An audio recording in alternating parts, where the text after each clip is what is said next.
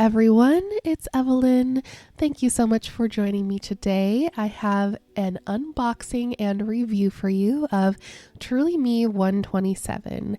So right after the 5 new girls released, I got Truly Me 125 and 127.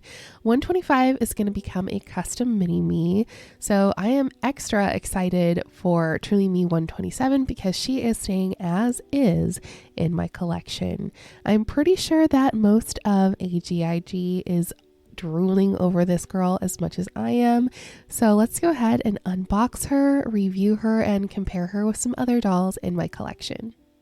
So Truly Me 127 has the number 35 skin tone, which is very deep skin with neutral undertones, hazel eyes, dark brown curly hair, and she has the Josefina Mold.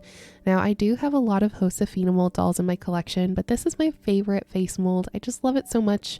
I can't really get enough of it, so I'm fine with having another Josefina Mold doll, but it is kind of interesting how the 5 dolls that they just came out with were 3 Josefina molds and 2 classic molds. Those are definitely the most used in the entire American Girl lineup, so I would like to see a little bit more variety going forward. I would have liked to have seen them use the 30 tone for this doll, only because that's the only skin tone of like the standard skin tone lineup that they don't have the Josefina mold in, and I just think that would be kind of fun. But I really do love skin tone number 35. It's very pretty and it looks amazing on this girl. Now, the number one reason that I wanted this doll, and I'm sure a lot of you want this doll, is because of the wig, because it is gorgeous and voluminous and curly just like Evette's, but it is dark brown instead of like a blonde caramel color.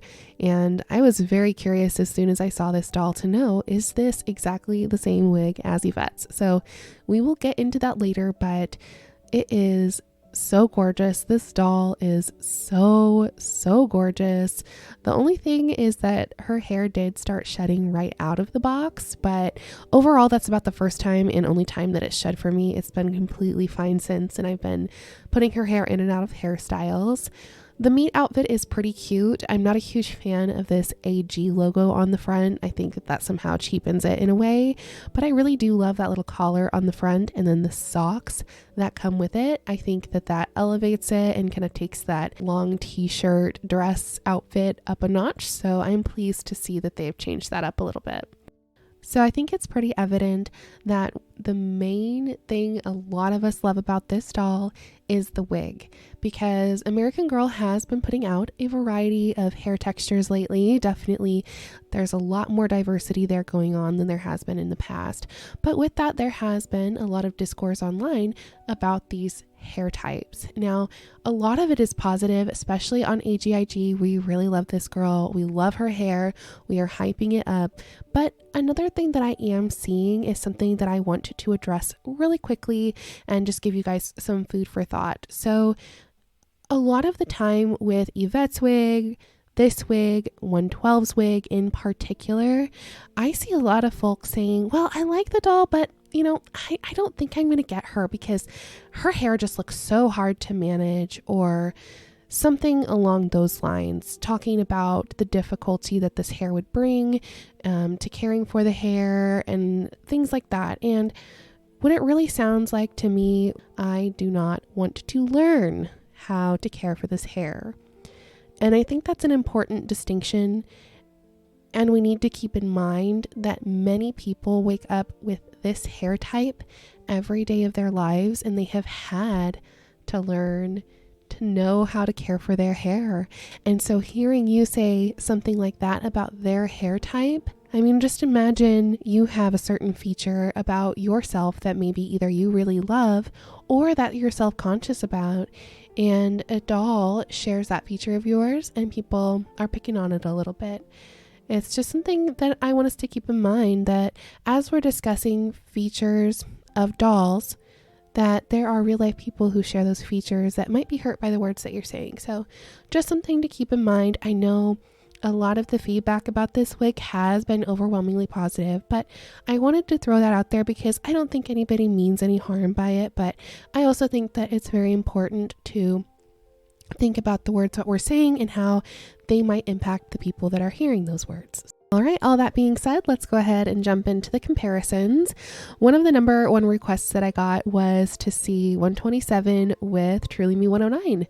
So here they are together. Of course, they're very similar in that they have the tone 35 Josefina Mold, identical lip paint, eyebrows, but they do differ a bit in their eye paint. So if you take a look at number 109, she has that same eyeshadow underneath her eyelashes that Evette has, but number 127 luckily does not have that.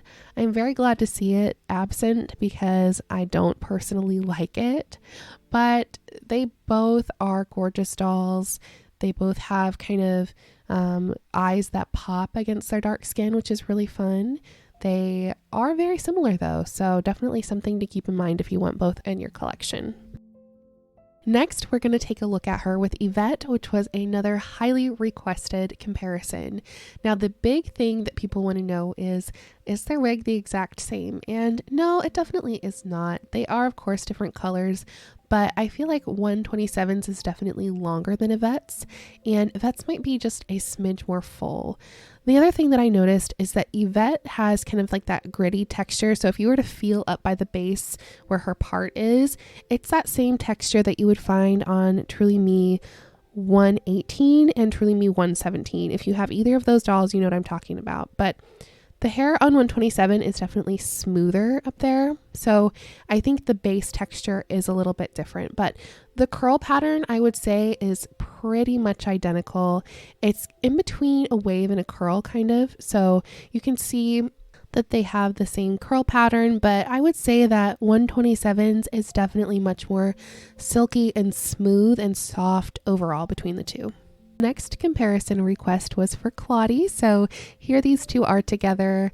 The only feature that they share is the 35 skin tone. Other than that, everything is different from their hair to their eye color to their lip paint. And this person specifically wanted to see their hair textures together. So I have some footage of that.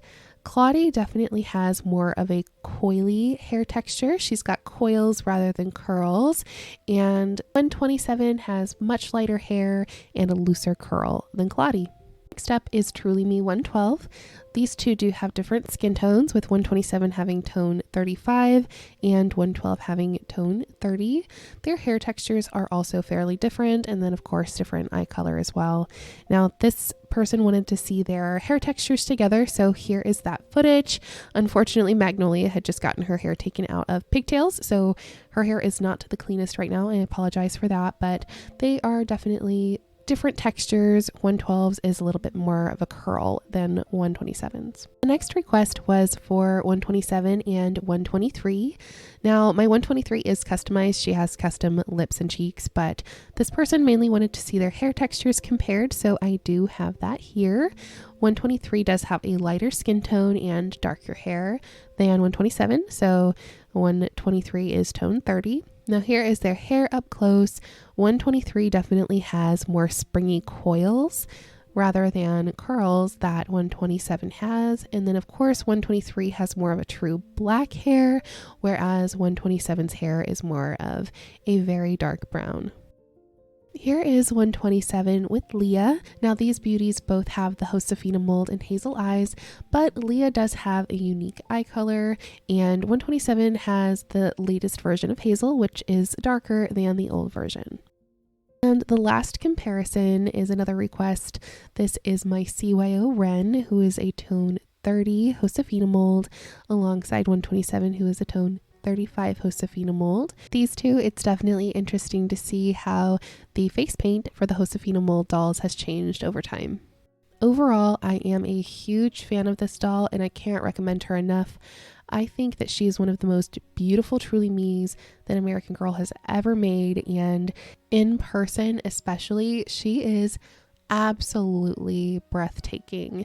Now, if I were on the AG team and I were giving feedback on what I would like this doll to look like, I would give her brown eyes instead of hazel.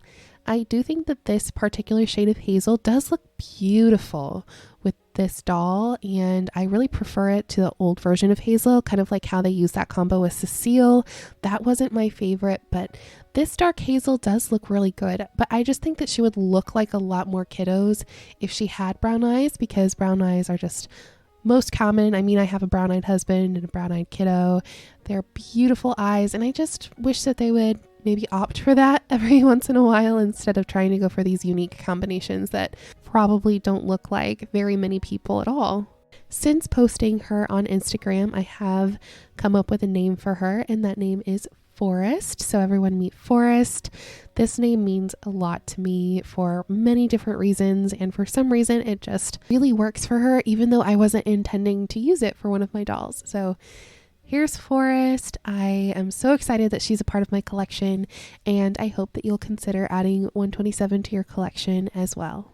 That's it for today's video. Thank you guys so much for watching. I know I am sick yet again, and you can definitely hear it in my voice, but I just have so many videos I want to make, and I'm so excited for all of the content to come. I did also just get Tiana and Truly Me 125, so be on the lookout for reviews for those as well. But until then, be sure to take care of yourselves, and we'll chat again soon. Bye guys.